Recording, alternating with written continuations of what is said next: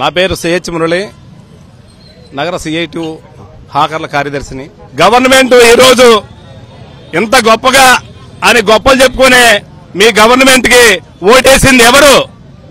నగర వ్యాప్తంగా అందరూ ఓటేస్తేనే మీ ప్రభుత్వం ఇవాళ పట్టగట్టింది. ఆ ఓటే లేకపోతే మీ ప్రభుత్వం ఇంత ఘనంగా మేము గొప్ప అని చెప్పుకోవడానికి ఏమీ లేదు. అయినా కూడా ఓటేశారు, గవర్నమెంట్ మార్చారు. అయితే మీరు కక్ష సాధింపు చర్యలు అనుకుని, లేకపోతే మా పేదలకు పట్టుకొట్టాలనో, లేకపోతే మాకున్న చిరు వ్యాపారస్తులు కడుపు కొట్టాలనో మరి మీరు చేసే ఏ కార్యక్రమం కూడా అది సరికాదు. మా పట్టుకొట్టాలని చూస్తే మేమైతే కార్మికులుగా మేమైతే ఊరుకోము. ఎట్టి పరిస్థితుల్లో దాన్ని తిప్పి కొడతాం. దీన్ని ఎవరు కూడా మీరు నగర వ్యాప్తంగా చూసుకున్నా కూడా, మీరు రాష్ట్ర వ్యాప్తంగా చూసుకున్నా కూడా ఇదే కార్యక్రమాలు చేపడతారు. ఇది కరెక్ట్ కాదు, ఇది ఎప్పటికీ సాధ్యం కాదు. ఇది ఎన్నో గవర్నమెంట్ చూసాము, ఇలాంటి కార్యక్రమాలు ఎన్నో చూసాము. మా పట్టగొట్టేదానికి వచ్చి అందరూ కూడా నాశనం అయిపోయారు. ఇదే పరిస్థితి మీకు రేపు రాబోతుంది. కాబట్టి ఖబర్దార్, హాకర్ల జోలికి రాకండి. హాకర్ల జోలికి వస్తే ఖబర్దార్, మేము దాన్ని ఎలా తిప్పుకొట్టాలో మా సిఐటి మేము తెలిసి చెప్తాము. ఇదే హాకర్లుగా మేము హెచ్చరిస్తున్నాం.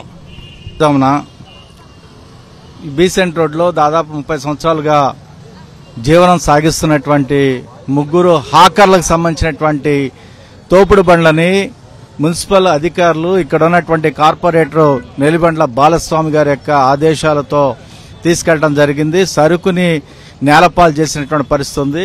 30 సంవత్సరాలుగా జీవనం సాగిస్తూ వ్యాపారం చేస్తున్నటువంటి చిరు వ్యాపారుల మీద ఈ రకమైనటువంటి కష్ట సాధింపులు తగవని చెప్పి సిఐటి హెచ్చరిస్తా ఉంది.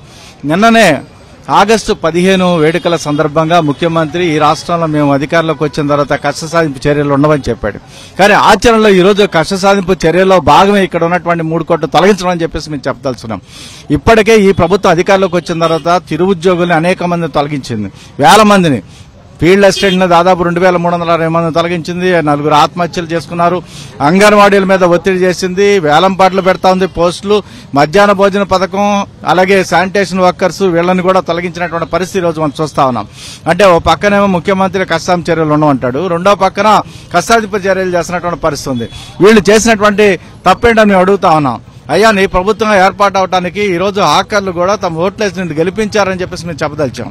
మరి ఈ రోజు తెలుగుదేశం ప్రభుత్వం ఈ రోజు ఈ రకమైనటువంటి కష్ట సాధింపులు సరైనవి కావు. వెంటనే వారి బండ్లు వాళ్ళకి ఇవ్వాలి, వాళ్ళ పని భద్రత కల్పించాల్సినటువంటి అవసరం ఉంది. హాకర్స్ జోలికి వస్తే ఊరుకునేది లేదనేటువంటిది సిఐటి హెచ్చరిస్తా ఉంది.